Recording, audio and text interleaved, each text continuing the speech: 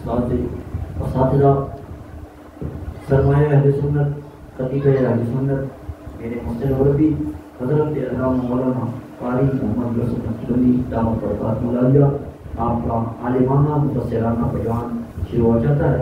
آپ حضرت سے کتاب سے پہلے اللہ اس کے رسول کا نام بلند کیجیے. نعرہ تکبیر، نعرہ رسالت، نعرہ رسالت، نعرہ خلافت، نعرہ حیدری، علماء اہل سنت.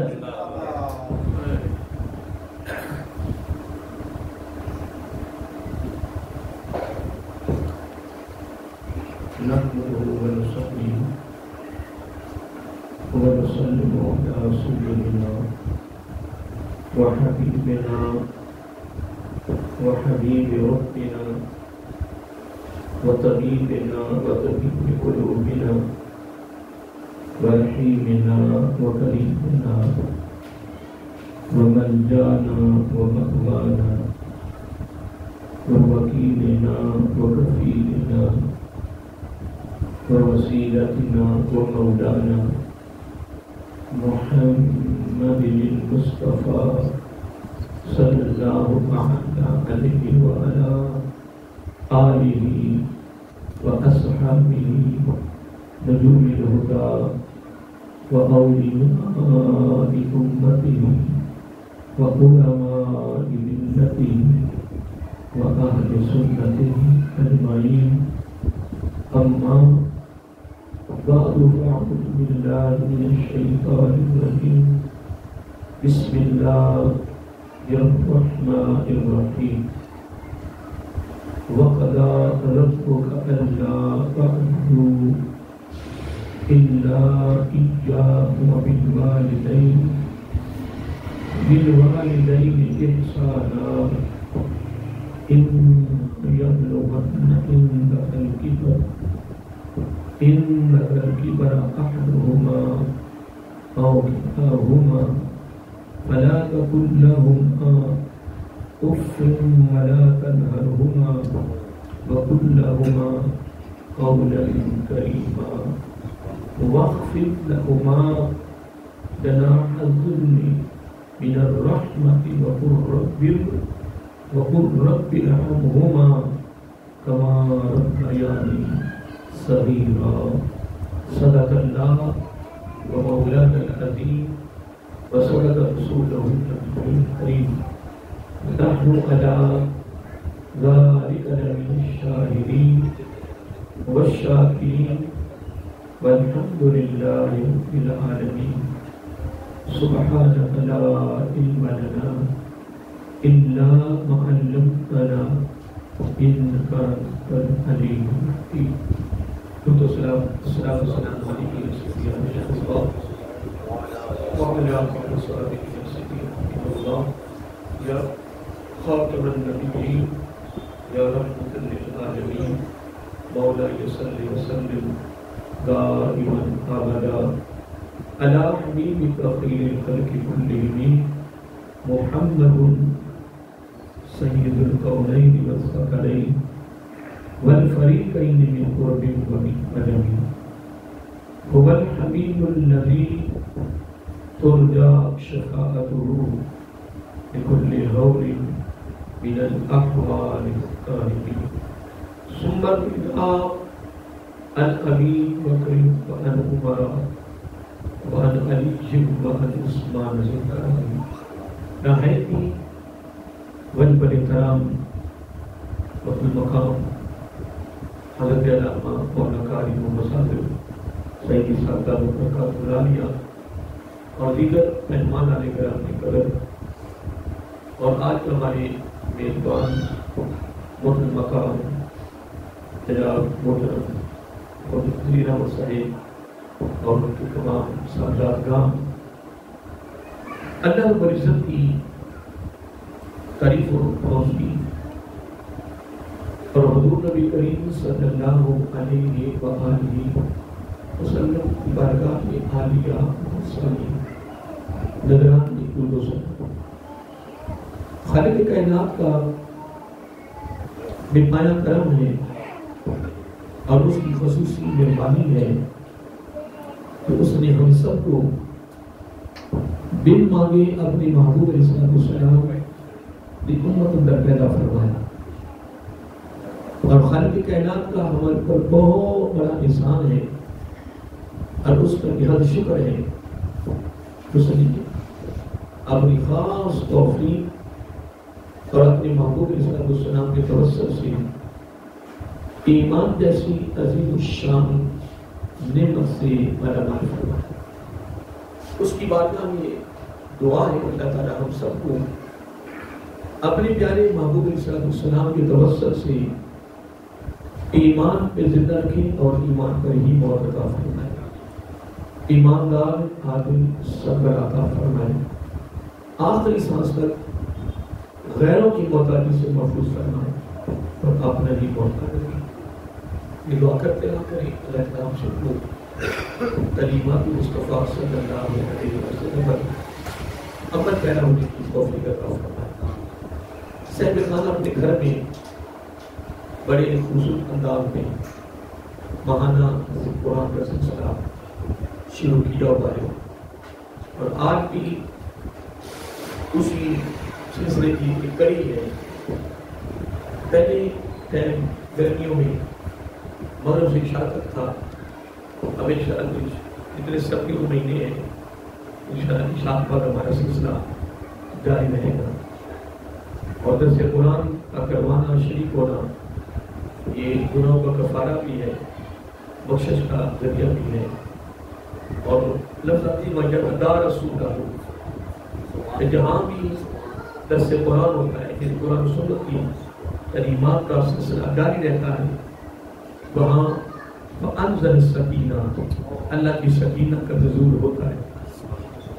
الحمدللہ ہم جتنی دیر یہاں بیٹھے رہیں گے، باقی جو صلہ اس کی جزا، اس کا بدلہ، اس کا انعام وہ علیحدہ ہے، لیکن نقد و نقدی جو اللہ تعالیٰ تحفہ عطا فرماتا ہے یا انعام دیتا ہے، جتنی دیر وہ پروگرام جاری رہتا ہے اس کے خاتمہ یعنی ختم تک، اس کی یعنی برخاست ہونے تک اللہ تعالیٰ کا مسلسل لگاتار سکینہ کا نزول ہوتا رہتا ہے۔ اس وقت جتنی جگہ خالی ہے یہ نوری فرشتوں سے بھر گئی ہے۔ ایسا علماء کو وہ بھی سوچتے ہیں، ناخواہ سوچتے ہیں، قاری سوچتے ہیں کہ سلسلہ بہت کم ہے، کہ اطلاع بہت تھوڑی ہے، یہ وہ، لیکن ایسا کبھی نہ سوچا کریں۔ الحمدللہ ہم نے یہی پڑھایا تھی سے بات میں کہ جتنا تعین کیا جاتا ہے نا اس نیک محفل کا، وہ جتنی جگہ خالی ہوتی وہ نوری فرشتوں سے بھر جاتا ہے۔ اللہ تعالیٰ نوری فرشتوں کو بھیجتا ہے، ان کو نوری فرشتوں کو بھیجتا ہے۔ ڈائریاں لکھنے والے علیحدہ ہیں، ڈائریاں لکھنے والے پوری جو کارروائی لکھی جا رہی وہ علیحدہ ہے، اور جو جب خالی اس کو پروک کرنے والے فرشتے اور نازل ہوتے ہیں۔ اس لیے دوستوں اللہ کو سلامت رکھے گی، اللہ تعالیٰ صاحب خانہ کا پروگرام اپنی بارگاہ میں قبول فرمائے، اور اس پروگرام پر اللہ تعالیٰ اصلاحی، تربیتی، روحانی، فکری، علمی اللہ تعالیٰ اس کو قائم فرمائے، اور گھر والوں کو اس کا صلہ ملتا رہے، اللہ تعالیٰ ان کی نسل کے اندر دائر و ساری فرمائے۔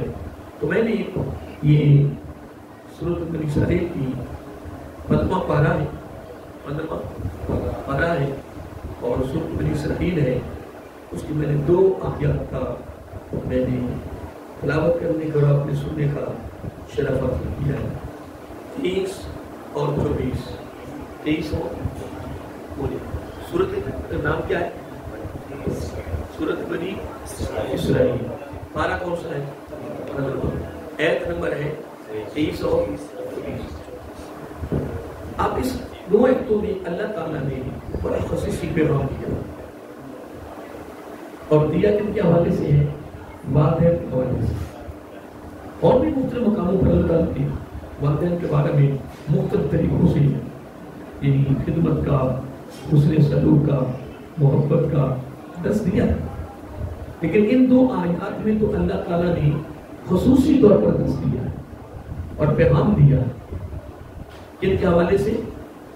والدین کے حوالے سے۔ بہت خوبصورت اللہ رب العزت نے یہاں گفتگو فرمائی۔ اللہ تعالیٰ نے آیت کریمہ جو آیت نمبر 23 ہے، اس کے آغاز میں اللہ تعالیٰ نے پہلی بات کی ہے، وہ ہے وَقَضَى، کیا؟ وَقَضَى رَبُّكَ أَلَّا تَعْبُدُوا۔ اب یہاں اللہ تعالیٰ اپنی عبادت کا حکم کر رہا ہے، کس کا؟ اپنی، یعنی آیت نمبر جو 30 ہے اس میں اللہ تعالیٰ اپنی عبادت کا حکم کر رہا ہے۔ اللہ تعالیٰ کی عبادت کرنی ہے، إِلَّا إِيَّاهُ خَالِصَةً، کیا؟ خالصتاً اللہ تعالیٰ ہی کی عبادت کرنا ہے۔ جو إِلَّا إِيَّاهُ ہے نا، یہ خاص جملہ ہے، یہ خاص جملہ ہے، یعنی اللہ تعالیٰ حکم کیا کر رہا ہے کہ رب کے علاوہ کسی اور کی عبادت نہیں کرو۔ عبادت کے لائق صرف ذات کیا ہے؟ خدا ہے۔ اللہ تعالیٰ کے علاوہ اب آگے اکثر اعتراض ہوتا ہے کہ جی درباروں میں سجدہ ہو رہا ہے، خدا سجدے کر رہے ہیں، یار اس میں ہمارا کوئی قصور نہیں ہے، یہ جہلیت کیا ہے؟ ہم اپنی تقریروں میں خطابات میں یہی کہہ رہے ہیں کہ رب کی ذات کے بعد کسی کو سجدہ نہیں، جس طرح بیت اللہ شریف ہے، خانہ کعبہ ہے۔ اب خانہ کعبہ کے علاوہ، بیت اللہ شریف کے علاوہ پوری کائنات میں کہیں بھی طواف نہیں ہے، حتیٰ کہ مطاف کے اندر جو ترکی مسجد ہے نا میرا لال، اس کا جو ستون ہے نا جو مطاف کے اندر ہے، جب حج کے موقع پر اور خاص طور پہ رمضان المبارک کے آخری دنوں میں جب پوری دنیا سے لوگ آئے ہوتے ہیں اور بڑا رش ہوتا ہے، تو اب یہ بیت اللہ شریف ہے، یہ خالی جگہ ہے، ٹھیک ہے نا، اوپر ہے، اوپر سے آسمان نظر آتا ہے، آگے برانڈا چل رہا ہے، ترکی مسجد، ٹھیک ہے جی، اس کے اندر میں پیچھے دیوار ہے، دیوار کے ساتھ لگ جاتے ہیں، اب وہ پلر جو ہوتے ہیں وہ طواف کے اندر آ جاتے ہیں، ایسا وہ پلر طواف کے اندر، اس کے اوپر طواف ہو رہا ہے، لیکن طواف ان پلروں پر نہیں ہو رہا، ستونوں کا نہیں ہو رہا، طواف پھر بھی بیت اللہ شریف کا ہو رہا ہے۔ اس حجرے، اس کمرے کے علاوہ کہیں طواف نہیں، رب کے بعد کسی کے ہاتھ سجدہ نہیں ہے۔ ہاں اس میں ایک فرق ہے، سجدہ دو قسم کا ہے، یہ اصل موضوع نہیں ہے لیکن وہ بس ایک بات یاد ہے، سجدہ دو قسم کا، ایک سجدہ ہے عبادت سمجھ کے کرنا، ایک سجدہ ہوتا ہے تعظیماً، کیا؟ تعظیماً، عبادت سمجھ کے سجدہ کوئی بھی نہیں کرے، جتنا بھی جاہل ہے وہ کیسا، جتنا بھی وہ جاہل ہے، کبھی عبادت سمجھ کے سجدہ جب بھی کرے گا، اگر وہ کر رہا ہے ادب سب کیا، ادب کی وجہ سے ہم نے تسلیمت کیا، یہ حق سے کیا، عبادت سمجھ کے سجدہ کرنا شرک ہے، کیا؟ تعظیماً سجدہ حرام ہے،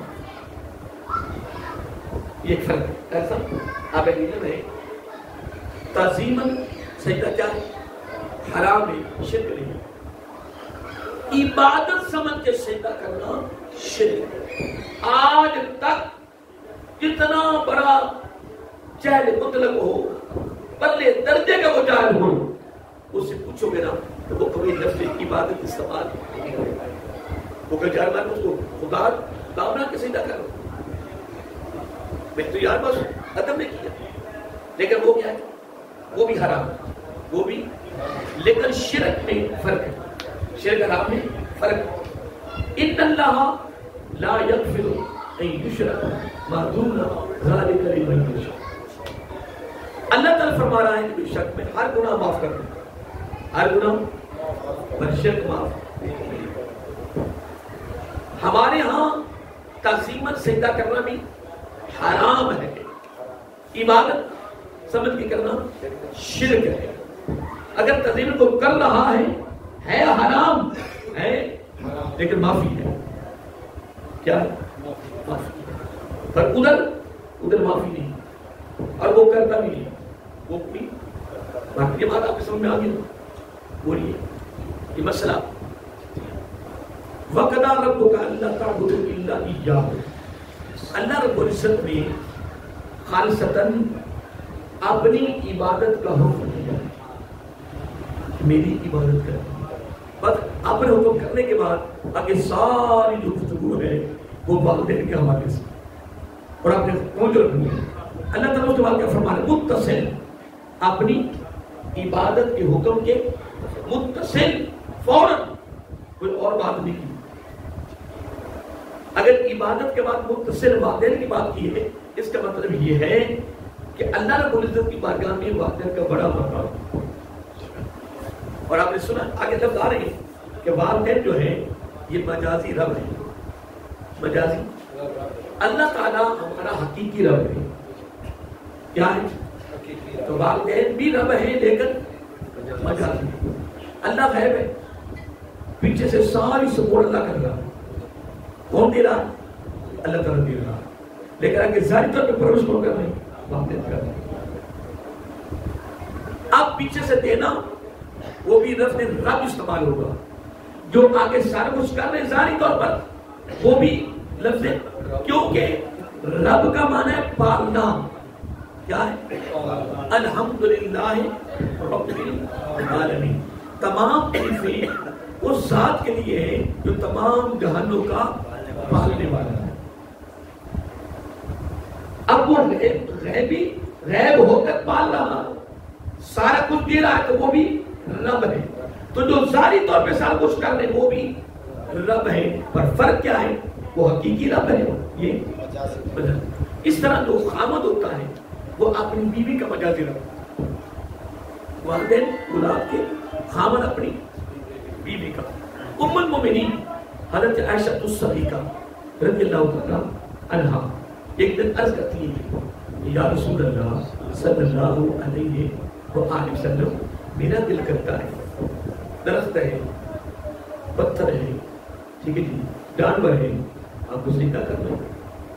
اگر جانوروں کو اجازت ہے، پتھروں کو اجازت ہے، پہاڑوں کو اجازت ہے، درختوں کو اجازت ہے کہ وہ آپ کو سجدہ کریں، تو ہمارا تو زیادہ بنتا ہے۔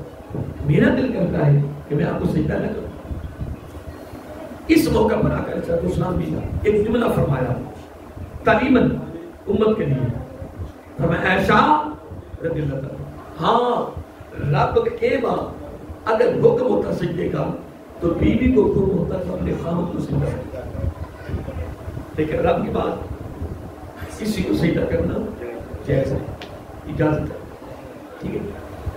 اللہ تعالیٰ نے اپنی عبادت کے متصل کیا جملہ فرمایا؟ وَبِالْوَالِدَيْنِ إِحْسَانًا، اپنے والدین کے ساتھ کیا کرو؟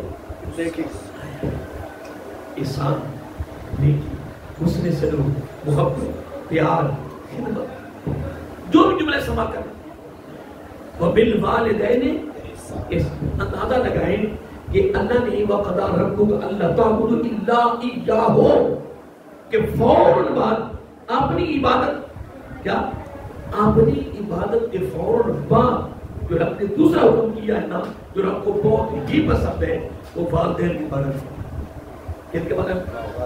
والدین۔ اپنے والدین کے ساتھ کیا کرو؟ اچھا سلوک کرو، کیا کرو؟ اب میں قربان جاؤں، اللہ تعالیٰ نے یہ بات کر کے یہاں بات ختم نہیں، یہ بڑا خادم نہ سننے والا ہے۔ ہم عرض کر سکتے ہیں نا کہ یا اللہ حسن سلوک کیسے کرنا ہے؟ حسن سلوک کا طریقہ کیا ہے؟ اچھا سلوک تو ہم نے کرنا اپنے والدین سے، وہ جتنے جو ہم نے والدین سے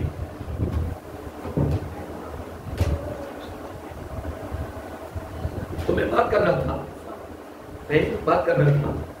کہ اللہ تعالیٰ کی بارگاہ میں عرض ہے، اللہ تعالیٰ کی بارگاہ میں عرض ہے کہ اے باری تعالیٰ وَبِالْوَالِدَيْنِ إِحْسَانًا، احسانہ اچھا سلوک، نیکی، اچھا برتاؤ، حسن سلوک، محبت، پیار، ادب، تعظیم و توقیر، خدمت، کس میں ہے؟ احسانہ، کس میں؟ ہر کوئی احسانہ۔ اب یہاں ہم نے اللہ تعالیٰ کے بارے میں عرض کرنے کے بارے تعالیٰ، اب جو آپ نے حکم کیا ہے کہ اپنے والد کے ساتھ اچھا سلوک کرو، تو سلوک کا طریقہ کیا ہے؟ ویسے تو اللہ رب العزت نے قرآن مجید میں بس صرف اشارہ کیا کیا؟ بس صرف نماز قائم کرو. کوئی طریقہ نہیں. اب طریقہ کہاں سے ملتا ہے؟ حدیث کے پاس آقا علیہ السلام نے سارا طریقہ بیان کر دیا. رب فرمایا روزہ رکھو، زکات ادا کرو. تفصیل کہاں سے ملتی ہے؟ اس حدیث پاک سے.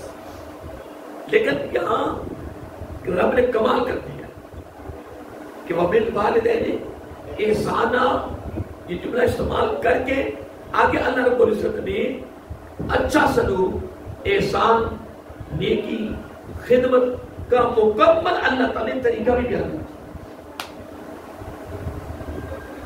اچھا سلوک کرنا کیسے؟ آپ والدین کے ساتھ، والدین کے ساتھ رب نے پوری تفصیل بیان کر دی. باقی جو حدیث پاک میں ہے وہ ماشاءاللہ ایک بڑی تفصیل ہے نا. پھر صحابہ کرام کے واقعات بڑے، اہل بیت کے بڑے واقعات، بزرگان دین کے بڑے بڑے واقعات نہیں. اپنے والدین کے ساتھ محبت کرنے کی، پیار کرنے کی، خدمت کرنے کی بڑی بڑی.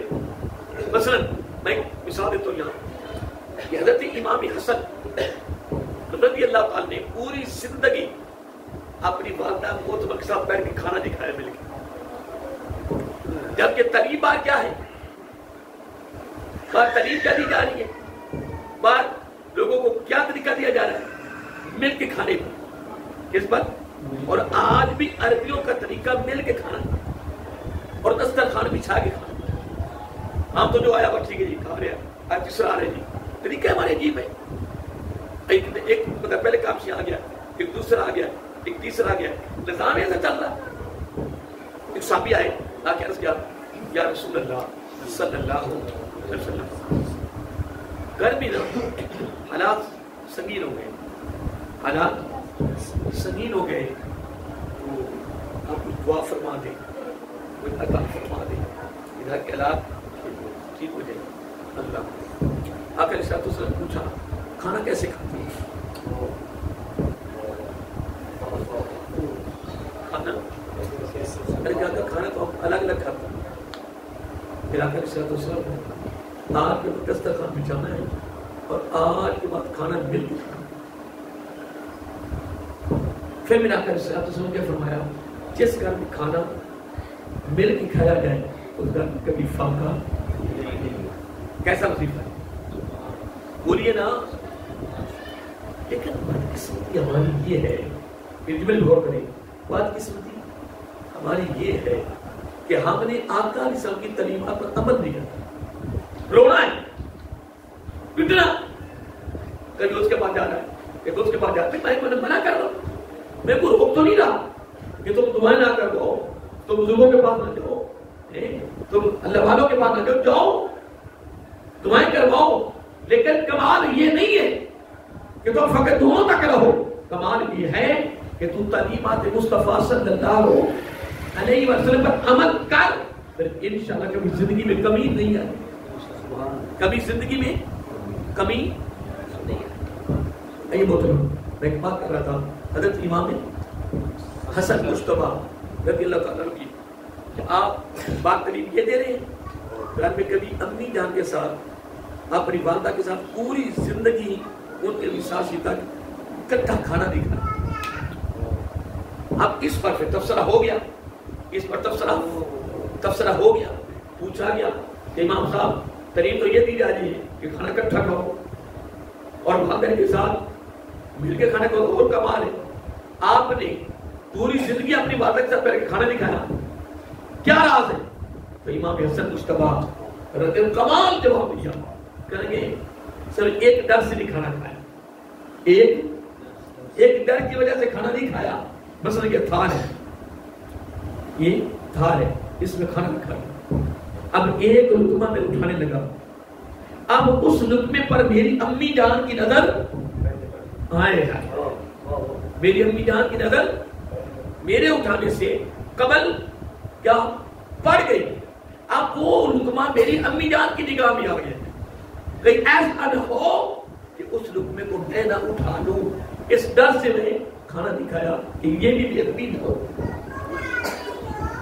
عدالت یہاں تک ان کا ادب تھا، یہاں تک ان کی محبت تھی والدین کے ساتھ.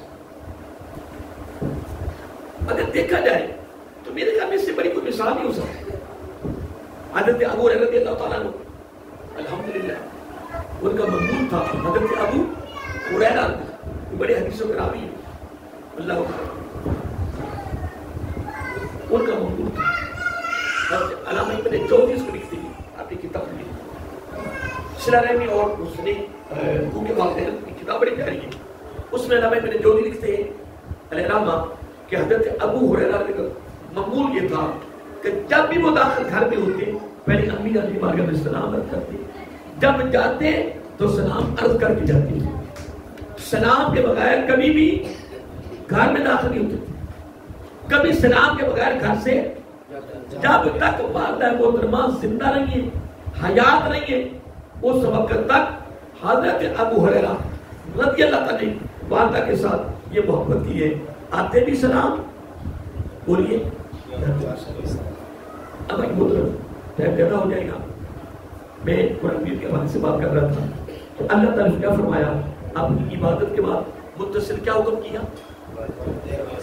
یہ بات پرانی نہیں, آج کے 10 میں یہ فرمائے سورہ اسرائیل کی آیت نمبر 23 اور 24 کے حوالے سے بات کر رہا ہوں کہ رب کی عبادت کے بعد اگر کسی اور عمل کا درجہ ہے تو وہ حسن سلوک. یہ ایک جملہ یاد کر لو کہ اللہ تعالیٰ کی عبادت کے بعد, یہ جملہ یاد کر لو, اللہ تعالیٰ کی عبادت کے بعد رب کی بارگاہ میں اگر کوئی عمل کمال درجے کا ہے رب کی عبادت کے بعد تو وہ حسن سلوک ہے. جن کے ساتھ والدین کے ساتھ, والدین کی محبت, والدین کا ادب, والدین کی خدمت, والدین کے ساتھ اچھا سلوک یاد رہے گا. اب ہم نے اللہ تعالیٰ کی بات کی باری تعالیٰ ہم نے سلوک کیسے کرنا ہے. جو حدیث پاک وہ تو ہے, میں اس میں 2 واقعے کوٹ بھی کر دیے. حضرت امام حسن مصطفیٰ رضی اللہ تعالیٰ عنہ کا اور حضرت ابو ہریرہ, یہ تو سینکڑوں کے ہزاروں آ گیا, بڑے بڑے پیارے بات ہے. وہ تو ضمن میرے سامنے بات آ گئی نا, وغیرہ میں تو قرآن کی آیتوں کے اندر آج گفتگو کر دی. اب سنیے, آگے بڑھیے. اللہ تعالیٰ فرمایا میں تمہیں بتا دیتا ہوں, طریقہ بتاتا ہوں کہ والدین کے ساتھ اس نے سلوک کیسے کرنا. اب یہ سننے والا ہے کیسا, اللہ تعالیٰ یہاں ساری تفصیل بیان کر دی. رب نے کیا فرمایا, اب سنو, پہلا جو فرمایا حسن سلوک کرنے کا کیسے کرنا ہے. اما یبلغن, اس کا مطلب کہ پہنچ جانا. کیا پہنچ جانا انکا, تیرے سامنے, تیری زندگی میں, عبادت بڑھاپے کس میں, بڑی عمر کو, احدہما, ان دونوں میں سے ایک, اور کلاہما, یا دونوں. پہلی ترتیب میں پہلا جملہ رب نے فرمایا کہ والدین کے ساتھ اس نے سلوک کرنا ہے, اچھا برتاؤ کرنا ہے. کرنا کیسے ہے, تو رب نے یہاں کمال کر دیا, فرمایا اما یبلغن عندک الکبر احدہما او کلاہما, تمہاری زندگی میں اگر دونوں میں سے ایک یا دونوں ضعیف العمر ہو جائیں, ضعیف العمر ہو جائیں, بڑھاپے کو پہنچ جائیں, جب بڑی عمر میں چلے جائیں. ایک حدیث سے میں پڑھ رہا تھا, کیسا عمل بڑا ہوتا کہ جب آدمی بڑی عمر کا ہو جاتا ہے نا, کیا ہو جاتا ہے, بڑی عمر کا, کیا بڑی عمر کا, بولیے, بڑی عمر کا ہو جاتا ہے, بڑی عمر کا. اللہ اکبر. تو حدیث سے بات میں آتا ہے کہ اس کا مفہوم اس طرح ہے کہ جب آدمی عورت جب مرد ہے, جب وہ بڑھاپے میں چلے جاتے ہیں نا تو ان کی ذہنی کیفیت جو ہوتی ہے نا وہ بچوں جیسی ہو جاتی ہے. کیا بچوں جیسی ہو جاتی. میں ایک واقعہ کو پڑھ رہا تھا, باپ جو ہے نا اس کو اپنے بچے سے محبت ہوتی ہے, پیار ہوتا ہے کہ بیٹا بولتا ہے امی ابو یہ کیا ہے, یہ دروازہ ہے. بیٹا پھر پوچھتا ہے یہ کیا ہے, دروازہ. پوچھتا جا رہا ہے, اس کے بعد سے بھی بات نہیں آتی, شکر نہیں, ناراضگی نہیں, جلال غصہ نہیں, تو پوچھتا جاتا ہے 100 مرتبہ 150 مرتبہ پوچھ, اتنی زیادہ پوچھے گا باپ کو اتنی زیادہ محبت ہوگی, پیار میں بتائے گا, محبت میں بتائے گا, بار بار بتائے گا بیٹے یہ دروازہ یہ کیا ہے؟ یہ محبت ہے، یہ پیار ہے. لیکن اگلا جملہ کیا ہے؟ جب آپ بڑھاپے میں چلا گیا، بیٹا جوان ہے، باپ نے پوچھا بیٹے یہ کیا ہے؟ دروازہ. پھر پوچھا تو آپ کو پتا ہے ابھی حدیث کا مفہوم دیا ہے کہ جب والدین دونوں یا ایک کہاں چلے جائیں؟ کبر، بڑھاپے میں چلے جائیں. لفظ کیا ہے؟ کبر، بڑھاپے میں ضعیف العمر ہو جائے تو میں حدیث صاحب کوٹ کی ہے کہ ان کی ذہنی کیفیت کیسی ہو جاتی ہے؟ بچوں جیسی ہو جاتی، بچوں جیسی ہو جاتی. اب وہ کیفیت ہو گئی، ٹھیک ہے جی. جب بیٹے نے بار بار پوچھا 100 200 300 مرتبہ، باپ کے جواب میں مزید محبت کا پہلو نظر آ رہا ہے، پیار کا پہلو نظر آ رہا ہے. جتنی زیادہ پوچھتا جائے گا باپ خوش ہو کے بتائے گا. محبت ہے نا، پیار ہے نا، چھوٹی عمر ہے نا، انہیں رشتہ ہے نا. لیکن اب وہ بڑھاپے میں چلا گیا. کون؟ باپ. باپ نے پوچھا بیٹی یہ کیا ہے؟ مجھے دروازہ. تھوڑی دیر بعد پھر باپ نے پوچھا یہ کیا ہے؟ دروازہ ہے. پھر پوچھا باپ نے وہ یہ کیا ہے؟ مجھے کیا ہو گیا؟ دروازہ ہے. پھر باپ نے پوچھا بولی یہ کیا معاملہ ہے؟ یہ کیا ہے؟ ابا یہ کیا ہو گیا؟ میں آپ کو پھر ایک دو نہیں، میں 100 کا لفظ استعمال کر رہا ہوں. ابو جی میں 100 مرتبہ بتا چکا ہوں کہ یہ دروازہ ہے. اندازہ کر رہے کہ بیٹا پوچھتا جا رہا ہے، باپ کے جواب کے اندر محبت نظر آ رہی ہے، پیار نظر آ رہا ہے. محبت اور پیار کی کیفیت ہے. ماتھے پہ شکن نہیں ہے، ماتھے پہ بال نہیں ہے، غصے کے آثار نظر نہیں آ رہے. بیٹا پوچھتا جا رہا ہے مسلسل متواتر لگاتار، اور باپ بتاتا جا رہا ہے. پھر باپ فقط بتاتا نہیں ہے، ساتھ کوسے بھی دیتا ہے، ساتھ چومتا بھی ہے، پیار بھی کرتا ہے، ساتھ بڑے لاڈ بھی کرتا ہے. بیٹے یہ دروازہ ہے، بیٹے یہ دروازہ ہے، بیٹے یہ دروازہ ہے. لیکن کتنی بدقسمتی بدبختی ہماری ہے کہ جب وہ بڑھاپے میں، اور اللہ کیا فرماتا ہے اما یبلغن عندک الکبر احدہما او کلاہما. اللہ تعالیٰ فرما رہا ہے جب وہ پہنچ جائے تیرے سامنے تیری زندگی میں بڑھاپے کو، احدہما ان میں سے ایک، او کلاہما یا دونوں پہنچ جائے. کون فرما رہا ہے؟ تعلیم کون دے رہا ہے؟ یہ کیا سبق کون دے رہا ہے؟ اتنی بدقسمتی ہماری بدبختی کا ہم قرآن سے بھی دور ہو گئے. باپ پنڈو تھے، گاؤں کے رہنے والے تھے جناب، وہ ذمہ داری کر رہے تھے، وہ بڑے بڑے تھے. بیٹا پروفیسر لا گیا، ڈاکٹر بن گیا، انجینئر بن گیا ہیں. اب پروفیسر کا ذہن بھی کمال، ڈاکٹر کا ذہن بھی کمال. جناب وہ سمجھا پتا میں کیا کچھ ہوں. تو خدا کی قسم کچھ بھی نہیں. دو والدین کے جو جوڑوں کے نیچے ذرے لگے ہوئے نا، ایک ذرے کے برابر بھی تیرا مقام نہیں. تیرے دیکھنے کو، تیرے چہرے کو دیکھنے سے مقبول حق نہیں ملتا. مقبول حق ملتا ہے والدین کے چہرے کو تکنے سے. اور وہ حج ایک حج ہے. وہ سال میں کتنے؟ ایک حج ہے. اگر کوئی کہنے میرے پاس اربوں خربوں پیسے ہیں، میں سال میں 3 حج کرنا چاہتا ہوں، میں 5 حج کرنا چاہتا ہوں، کر سکے گا؟ نہیں. دن مخصوص ہے، جب مخصوص ہے، قانون ہے، شرائطیں ہیں، رب نے ایک نظام بنایا ہے. پورے سال میں حج بھی ایک اور خاص مقام پر ہے. پھر اس کی قبولیت کی سند نہیں ہے، لیکن والدین کے چہرے کو محبت کی پہلی نگاہ ڈالی ہے. تو میرا کر یہ نہیں فرمایا ایک حج کا ثواب نہیں، سند پہلے ہے، حج کا نام بعد میں ہے. کیا فرمایا؟ ایک مقبول حج کا ثواب، ایک مقبول حج کا ثواب. ہمارا فیصلہ بات دیکھو کیا بڑا مشہور ہوا. ڈاکٹر صاحب تھے، تو اس کی جو بیوی تھی وہ بھی پڑھی لکھی تھی، بڑی سمجھدار، وہ شور والی عورت. تو والد صاحب وہ آ گیا پیٹ سے ملنے کے لیے. یہ میں واقعہ حقیقت پر مطلب وہ بیان کر رہا ہوں.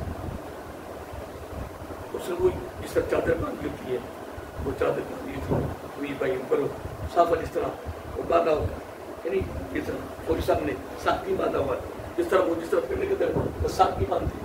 وہ آ گیا تو اس کی کیفیت دیکھیں. ڈاکٹر صاحب بیوی کو کیا کہتا ہے؟ وہ ادھر علیحدہ کمرے میں، جس طرح وہ کمرہ علیحدہ ہے، وہ کمرے میں علیحدہ اٹھا کہنے کہ اپنی میں ڈیوٹی پہ جا رہا ہوں، مجھے خدمت کرنی ہے. تو کہنے کہ کون ہے؟ کہنے کہ یہ ہماری نا زمین پہ نا نظارہ ہے. کیا میں میرے پاس کی ہوتی نا میں اس کو گولی مار دوں. علم روشنی ہے. علم کا کیا معنی ہے؟ روشنی. اب دیکھیے روشنی ہے نا، سارا کچھ نظر آ رہا ہے، وہ کون ہے، وہ کون ہے، وہ کیا ہوا. ایسے ہی جب اندھیرا ہو جائے، اندھیرے میں تو داخل ہو کوئی شے نظر نہیں ہے. تو روشنی کا کمال کیا ہے؟ کہ ہر چیز کا مشاہدہ ہوتا ہے. مشاہدہ روشنی کے بغیر نہیں ہے. اور علم روشنی ہے، اور جب اس کو علم ملتا ہے تو اسے روشنی ملتی ہے. پھر روشنی میں وہ پتہ چلتا ہے پھر یہ والدین ہے، یہ استاد ہے، یہ بڑا ہے، یہ چھوٹا ہے، یہ مسائل ہے، یہ میرے مسلمان بھائی ہے، یہ فلاں ہے، یہ فلاں ہے. ایسے ہی پوری یعنی روشنی، علم کی روشنی میں اسے ہر ایک کی پہچان ہوتی ہے، اور علم پہچان کرواتا ہے. بولیے سارے بولیے، کیا کرواتا ہے؟ پہچان. اس نے کہا یہ ادھر زمین پہ نا مزارہ ہے، جو ہماری زمین بیجنے والے لفظ نوکر بھی استعمال کر رہے ہیں. چلا کہ ڈاکٹر صاحب نہیں وقت کسی پہ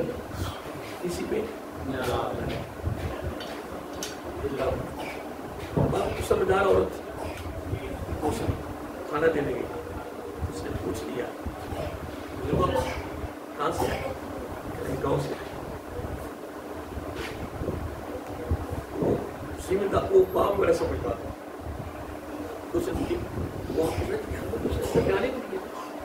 اندر ادھر رکھا میں اندر داخل ادھر ہی بٹھایا، ادھر کھانا کھلانا. وہ بڑا سب آپ کو پتا ہے ادھر کتنے سمجھدار تھے، بڑے بڑے شعبہ تھے، بڑے بڑے عقل مند. یہ ہے بلو کیا جس نے آیا تھا، اس کا نام تھا محمد ابراہیم، ٹھیکیدار تھا، بالکل انپڑھ. ہماری گلبرگ کی مسجد بنا رہا تھا، اس وقت وہ بڑھاپے میں تھا، پچھڑے کے رہنے والے تھے، بالکل جاہل تھا، انپڑھ تھا، لیکن اللہ تعالیٰ نے کیسا ذہن تھا.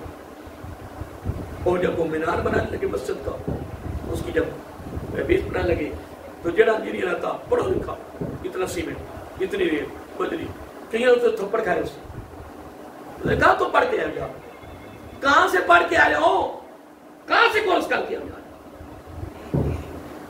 ناپا لگائے، بس ایسے بیٹھا خود نقشے بناتا تھا، نمازی تھا، لیکن کہتا تھا میں اپنے سہن بھی کرتا. لیکن رب نے ذہن دیا، عقل دی، شعور دیا، رب نے کمال کر.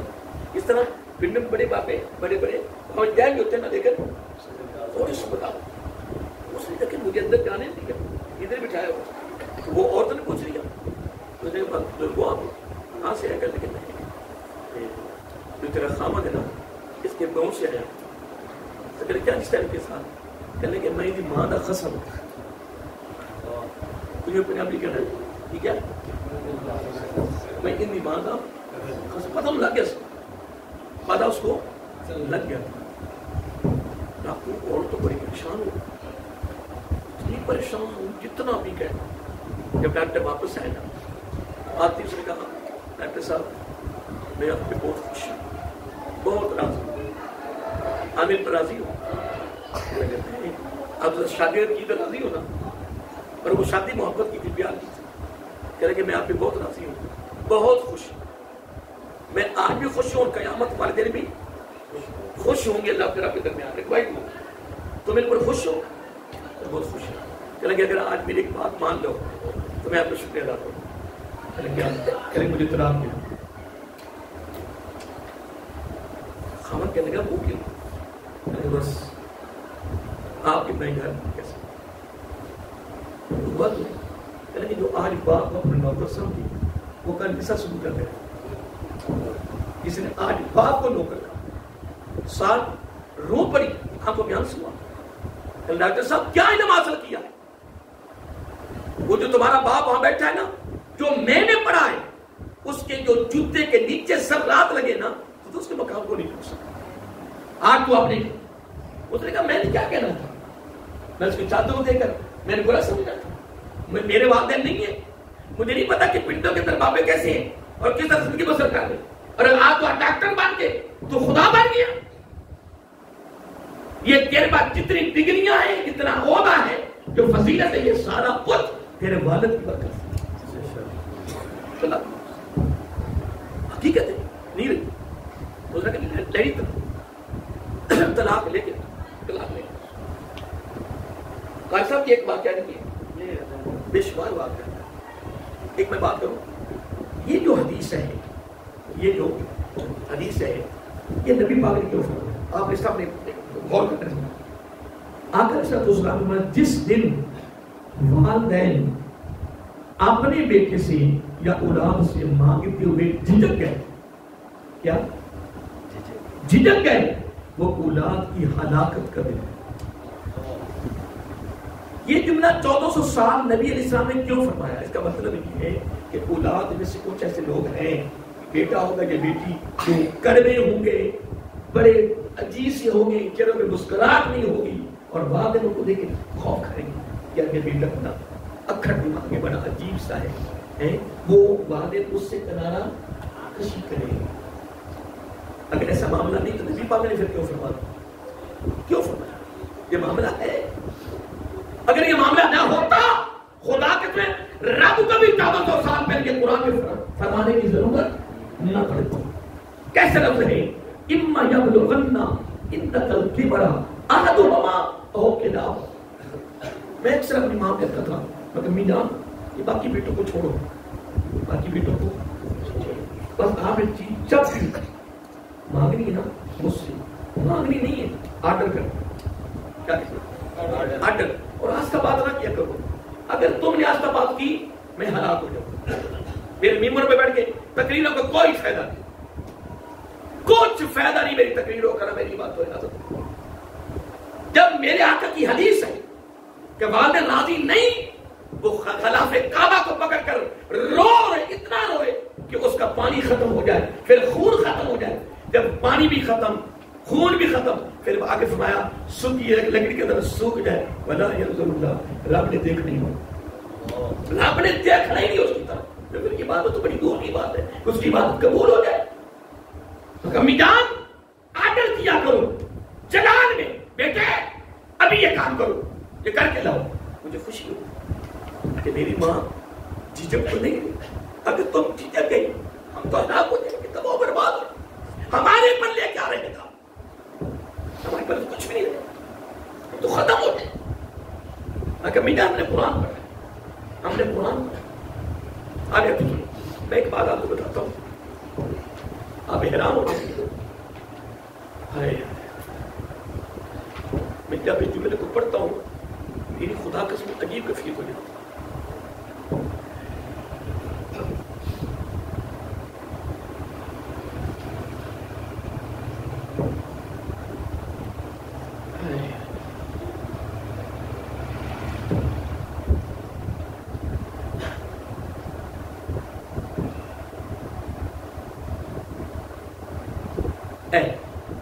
وصینا الانسان بوالدیہ, اور ہم نے آدمی کو ماں باپ کے بارے میں تاکید فرمائی.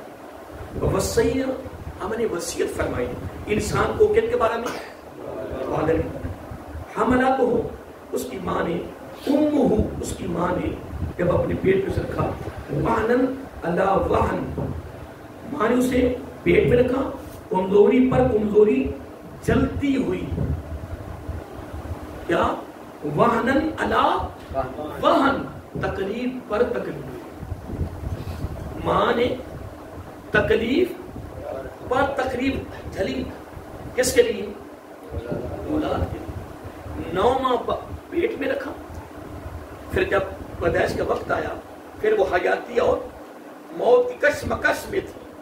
یہ تو اس عورت سے پوچھو نا جس عورت نے 9 ماہ تمہیں اپنے پیٹ میں رکھا ہے.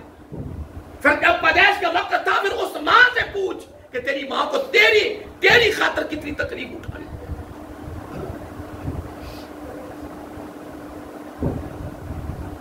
یہ اس ماں ماں سے پوچھ. میں آپ سے ایک بات کرتا ہوں، آپ ماشاء اللہ علم ہے، یہ وانن علی وانن آپ نے کیوں فرمایا؟ ایک سوال ہے. ایک تکلیف میرے نزدیک ہے، لوگ کہہ سکتے ہیں یار قاری صاحب کے نزدیک ایک تکلیف ہے، ایک مجھ سے سینئر کے نزدیک، پھر داتا صاحب کے نزدیک. آپ کہیں گے یار جو تکلیف داتا صاحب کے نزدیک ہے وہ کتنی تکلیف ہے؟ ایک تکلیف تبا تابی کے نزدیک، تابی کے نزدیک، ایک تکلیف نبی کے نزدیک. ہم کہیں گے یار جس تکلیف کو نبی تکلیف سمجھ رہا ہے وہ تکلیف کتنی بڑی ہوگی؟ نبی، پھر نبی اپنے امام الانبیاء صلی اللہ علیہ وسلم. مجھے یہ اتنا بتا دو، جس تکلیف کو رب تکلیف کہے، جس تکلیف کو وہ کتنی تکلیف ہے؟ میں بات کو کریں، جس تکلیف کو رب تکلیف کہے وہ کتنی بڑی ہے؟ تو رب نے کیا فرمایا؟ وحنن علی وحن. تیری ماں نے تیری خاطر تکلیف آئے تکلیف.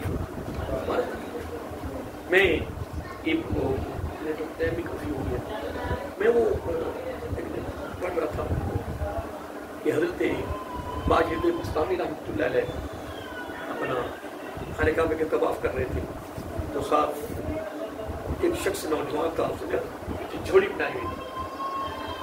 یہ سر یہ نہیں بات اگدا گاہ میں پکی آواز ہوتی.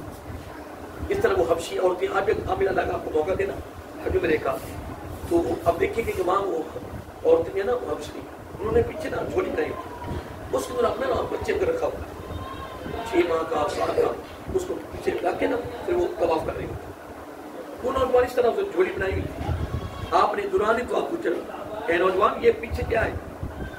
کہنے لگے یہ میری والدہ ہے. بس کتنی بات ہے، آپ طواف مکمل کیا، ایک سائڈ پہ جا کے بیٹھ گئے. لیکن نوجوان تو سمجھدار تھا، فکر والا تھا، اس نے وہاں طواف کو کوئی چلا. جب وہاں پہنچا نا تو بیٹھ گئے کہ صاحب ایک بات پوچھنی آپ سے. میں نے کیا؟ کہنے لگے جی آپ نے مجھ سے پوچھا یہ کون ہے؟ میں نے کہا یہ میری ماں ہے. یہ ہاتھوں سے بھی مزدور ہے، پاؤں سے بھی مزدور ہے، آنکھوں سے مزدور ہے. میں ملک شام کی سرحد سے، کیا ملک شام کی سرحد سے نامہ حج کروا رہا ہوں، اس طرح اٹھا کر پیدل.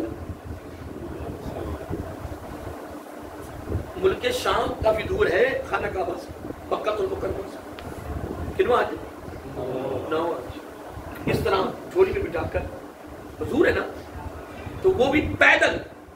اصل ایک بات پوچھنی آپ سے، کیا کہ کیا میں یہ نامہ حج کروا کر ماں کا حق ادا کروں؟ پھر مجھے کہتے بعض جدید بستانی میں بڑے خوبصورت انداز میں بولے ماں یہ کس کا طواف کیا؟ کہنے کہ اللہ کے گھر کعبے میں. کہنے کہ میں نے کیا؟ فرمایا اس کعبے کے رب کی قسم. کیا فرمایا؟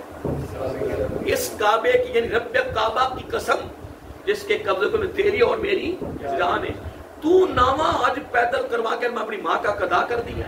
فرمایا جب تو اپنی ماں کے پیٹ میں تھا نا تو تیری ماں نے ایک کروٹ بدلی، پتہ نہیں کتنی کروٹیں بدلی ہوگی، 100 بدلی ہے، 1000 بدلی ہے، 2000 بدلی ہے. فرمایا رب کعبہ کی قسم جب تو ماں کے پیٹ میں تھا تیری ماں نے جب ایک کروٹ بدلی، اس ایک کروٹ پر تیری وجہ سے جو تیری ماں کو تکلیف ہوئی ہے نا، تو قیامت کی صبح تک بھی ہر سال حج کروا تو اس کروٹ کی تکلیف کا بدلہ نہیں دے سکتا.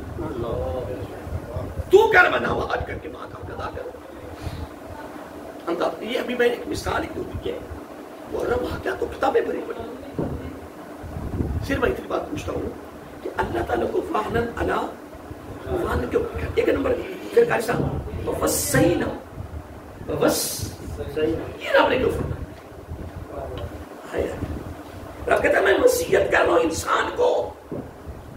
یہاں انسان کے بات میں فرمایا وصینا الانسان بوالدیہ، میں انسان کو وصیت کر رہا ہوں. رب کہتا ہے میں کر رہا ہوں، کوئی اور نہیں کر رہا، میں وصیت کر رہا ہوں. کیا میں وصیت کر رہا ہوں؟ کن کے بارے میں؟ والدین کے.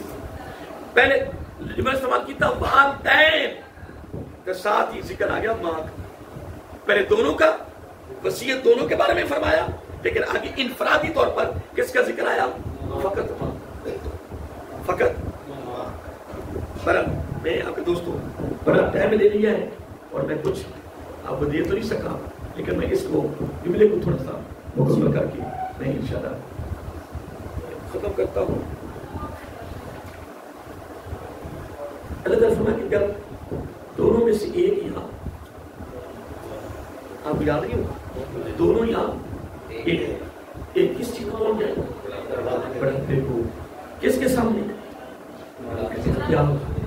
تیرے سامنے، تیری زندگی میں دونوں یا کیا پہنچ جائے. تو پیچھے کیا فرمایا؟ بن والدین. اب وہ والدین کے احسان، یہی تو میں جملہ استعمال کرتا ہوں نا، اسی ایت سے تو میں نتیجہ لیتا ہوں کہ جب تک والدین طاقتور ہیں، قوت والے ہیں، چلتے ہیں، پھرتے ہیں، کماتے ہیں، ان کی کتنی خدمت کرنا وہ خدمت نہیں. وہ خدمت نہیں ہے قاری صاحب. خدمت یہ ہے آدو انتقال کی مانا آدوما او کلاہما، جب دونوں یا ایک ضعیف العمر ہو جائے اب خدمت شروع ہونی ہے. اب خدمت قرآن کی نص سے ثابت ہے. تو جس وقت خدمت کا موقع ملتا ہے اس وقت پھر دعا کر یا اللہ توڑ جب چلے اور پردہ پہ اور میرے سامنے کی لوگ ایک دن بیمار ہے، کسی کے نا دادی بیماری ہے، ایک دن فارغ کی بیماری ہے، ایک دن نہیں گزرا. قاری صاحب دعا کرو بلکہ اکیلی مسئلہ پردہ پڑ. میں کہوں نہیں کال تم جلدی اٹھ جائے اے تو اٹھا دی کر میرے کروں کوئی اور مولوی لب جب یہ دعا کرے کہ ٹوٹ جائے. لوگ کہتے صحت مند ہو جائیں، صحت مل جائے، تندرست ہو جائے، اتنی خدمت ہو سکے جو ہم خدمت کر لیں. گھر کی رونق ہے، میرا کہنا جس گھر میں بزرگ ہے اس گھر میں برکت ہے، جس گھر میں بزرگ نہیں اس گھر میں برکت نہیں. پھر میرا کہنا نہیں سنو، اللہ تعالیٰ تمہیں جو رزق دیتا ہے وہ ان بزرگوں کی صدقہ سے ہے. لوگ میں وقت نہیں کروں گا، بس ایک بات کر کے جب دونوں میں سے ایک یا کس کو پہنچ جائے کن کے سامنے اب اس نے شروع کا طریقہ شروع ہو. مولا کرنا کیا ہے؟ سبحان فلا تقل لهما فلا تقل لهما. اب طریقہ شروع ہو گیا. اللہ فرماتا ہے کہ جب بھی کلام کرنا ان کے ساتھ، جب بھی گفتگو کرنی،